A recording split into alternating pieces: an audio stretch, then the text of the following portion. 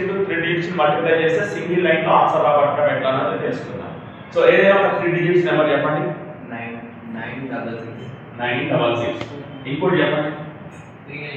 390 అనుకుందాం. సో ఇప్పుడు మనం 3 డిజిట్స్ ఇంటూ 3 డిజిట్స్ మల్టిప్లై చేయవలసి వస్తే ఇక్కడ 3 డిజిట్స్ ఉన్నాయి కాబట్టి ఆల్మోస్ట్ ఒక 5 డిజిట్స్ వరకు ఆన్సర్ వస్తుంది. సో మనం ఈ 4 రాసి పెట్టుకున్నాం. సో ఇప్పుడు ఏం చేయాలంటే గుర్తుపెట్టుకోవాల్సింది ఈ సింబల్ గుర్తుపెట్టుకోవాలి.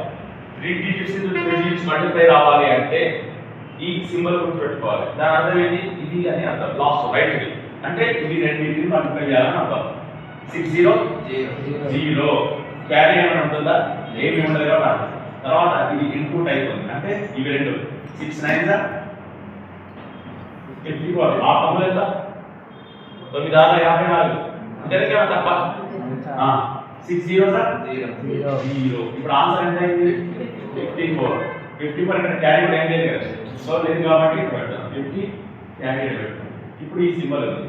ఈ సింబల్ ఏంటంటే 6 3 18 9 0 0 6 9 54 చేసేది 12 6 7 72 ప్లస్ క్యారీ ఉన్నది 77.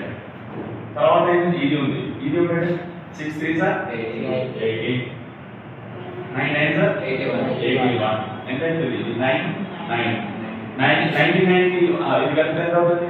106.